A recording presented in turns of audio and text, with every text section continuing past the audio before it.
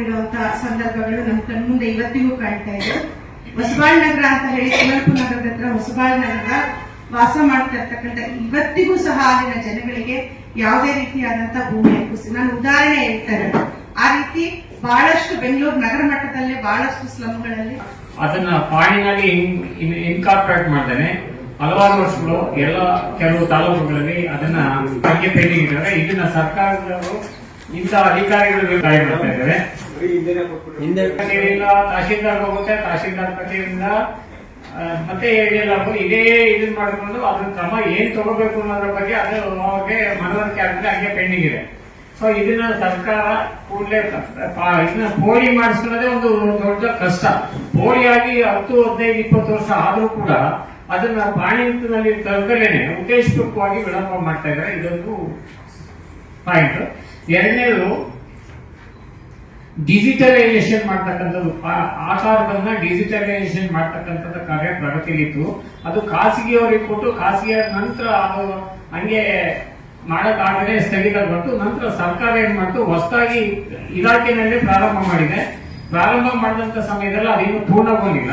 ಅಪೂರ್ಣಗೊಂಡಲೇ ಇರೋದ್ರಿಂದ ರೈತರು ವಿಭಾಗ ಮಾಡ್ಕೊಳ್ಳೋದಾಗ್ಲಿ, ದಾನ ಕ್ರಯ ವಗೈರೆ ಮಾಡ್ಕೊಳ್ಳೋದಕ್ಕೆ ಸಮಸ್ಯೆ ಆಗಿದೆ. ಇದನ್ನ ಕೂಡಲೇ ಸರ್ಕಾರದವರು ಇದನ್ನ ಡಿಜಿಟಲೈಸೇಷನ್ ಏನು ಆಕಾರವನ್ನ ತಿದ್ದುಪಡಿಗಳು ಮಾಡೋದನ್ನು ಕೂಡ ಮಾಡಬೇಕಾಗಿದೆ. ಮೂರನೇದಾಗಿ ಆಕಾರದಲ್ಲಿ ಆ ಮತ್ತು ಬಾ ಕರಾವಿದೆ. ಈ ಆ ಮತ್ತು ಬಾ ಕರಾವನ್ನ ವರ್ಗೀಕರಣ ಮಾಡಿದ್ರೇನೆ, ಪಾಣಿನಲ್ಲಿ ಸರಿ ಮಾಡಿದ್ರೇನೆ ಇದು ಯಾವುದೇ ಲೆವೆಲ್ ಸ್ಕೆಚ್ ಆಗಲ್ಲ. ಅದರಿಂದ ಸರ್ಕಾರ ಈ ಬಗ್ಗೆ ಅದನ್ನ ಕ್ರಮ ತಗೋಬೇಕು.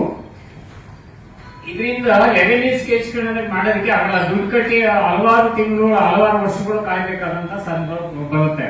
ಇದು ರೈತರಿಗೆ ತಮ್ಮ ಜಮೀನನ್ನು ವಿಭಾಗ ಕ್ರಯ ವಗೈರೆ ಮಾಡ್ಕೊಳ್ಳೋದಕ್ಕೆ ಅನಾನುಕೂಲ ಆಗಿದೆ. ಒಂದು ಇಂಥ ವಿಚಾರಗಳಲ್ಲಿ ಸಾಕಷ್ಟು ಏನೆಲ್ಲ ಅಧಿಕಾರಿಗಳು ಮಾಡಬೇಕಾಗಿದೆಯೋ ಆ ಮಾಡಬೇಕಂತ ಪತ್ರ ವ್ಯವಹಾರಗಳಲ್ಲಿ ಸಾಕಷ್ಟು ಗೊಂದಲಗಳನ್ನ RTCಗಳಲ್ಲಿ ಇರ್ತಕ್ಕಂಥ ಗೊಂದಲಗಳು, ಮ್ಯೂಟೇಷನ್ ಇರ್ತಕ್ಕಂಥ ಗೊಂದಲಗಳು, ಪಹಣಿಯಲ್ಲಿ ಇರ್ತಕ್ಕಂಥ ಗೊಂದಲಗಳಿಗೆ ರೈತರು ಆ ಜಮೀನುಗಳಲ್ಲಿ ಇರಬೇಕೋ ಬೇಡವೋ ಅಂತಕ್ಕಂಥ ಗೊಂದಲಕ್ಕೊಳಗಾಗ್ಬಿಟ್ಟು ಜೀವನದಲ್ಲಿ ನರಕಯಾತನೆ ಅನುಭವಿಸ್ತಾ ಇದ್ದಾರೆ. ಉದಾಹರಣೆಗೆ ಈ ನಗರಸಭೆ ಮತ್ತು ಪುರಸಭೆಗಳ ವ್ಯಾಪ್ತಿಯಲ್ಲಿ ಬರ್ತಕ್ಕಂತಹ 5 ಕಿಲೋಮೀಟರ್ ವ್ಯಾಪ್ತಿಯಲ್ಲಿ ಬರ್ತಕ್ಕಂತಹ ಜಮೀನುಗಳನ್ನೆಲ್ಲ ವಶಪಡಿಸಿಕೊಂಡಂತ ಜಮೀನುಗಳನ್ನ ಏನ್ ಮಾಡಿದ್ರು ಅಂತಕ್ಕಂಥದ್ದೇ ನಮಗೆ ಅರ್ಥ ಆಗ್ತಿರ್ತಕ್ಕಂಥ ರೀತಿಯಾಗಿದೆ.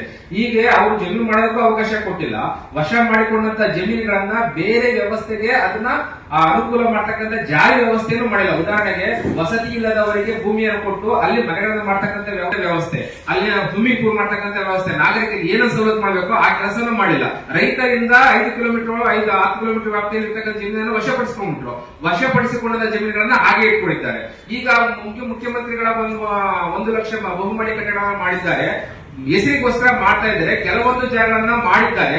ಆ ಮಾಡಿದ ಆ ಜಾಗಕ್ಕೆ ಹೋದಂತ ಸಂದರ್ಭದಲ್ಲಿ ಅಲ್ಲಿ ರೈತರು ಕೇಸ್ ಮಾಡ್ಕೊಂಡು ಅದನ್ನ ಇದ್ ಮಾಡ್ಕೊಂಡ್ಬಿಟ್ಟು ಅಲ್ಲಿ ಮನೆ ಕಟ್ಟೋದಕ್ಕೆ ಆಗ್ತಿಲ್ಲ, ಸಮಸ್ಯೆಗಳನ್ನ ಮಾಡ್ಕೊಂಡಿದ್ದಾರೆ. ಆದ್ರೆ ನಿಖರವಾಗಿರ್ತಕ್ಕಂಥ ಜಮೀನುಗಳಲ್ಲಿ ಸಾಕಷ್ಟು ಎಕರೆ ಜಮೀನುಗಳಿದಾವೆ. ಆ ಜಮೀನುಗಳನ್ನ ವಶಪಡಿಸಿಕೊಂಡು ಅಲ್ಲಿ ಮನೆಗಳನ್ನ ಮಾಡಿದ್ರೆ ಸಾಕಷ್ಟು ಜನರಿಗೆ ಆಗ್ತಿತ್ತು.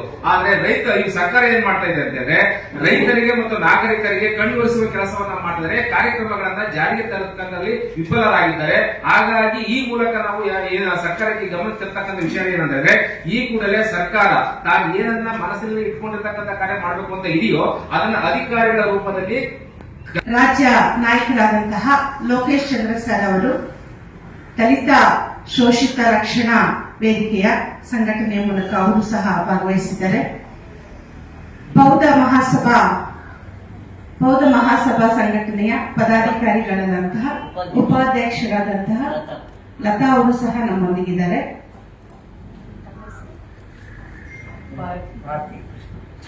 ದಲಿತ ಸಂಘಟನೆಗಳ ಹೋರಾಟದ ಸಮಿತಿಯ ಮಹಿಳಾ ಘಟಕದ ಅಧ್ಯಕ್ಷರಾದಂತಹ ಭಾರತಿ ಅವರು ಸಹ ನಮ್ಮ ಜೊತೆ ಇದ್ದಾರೆ. ಡಾಕ್ಟರ್ ಬಾಬಾ ಸಾಹೇಬ್ ಅಂಬೇಡ್ಕರ್ ಭೀಮಾ ರಥಸೇನೆ ಕರ್ನಾಟಕ ಸಂಘಟನೆಯ ರಾಜ್ಯಾಧ್ಯಕ್ಷರಾದಂತಹ ನಾಗರತ್ನಾದ ನಾನು ಸಹ ಈ ಒಂದು ಪತ್ರಿಕಾಗೋಷ್ಠಿಯಲ್ಲಿ ಭಾಗವಹಿಸುತ್ತಿದ್ದೇನೆ. ಸಂಕ್ಷಿಪ್ತವಾಗಿ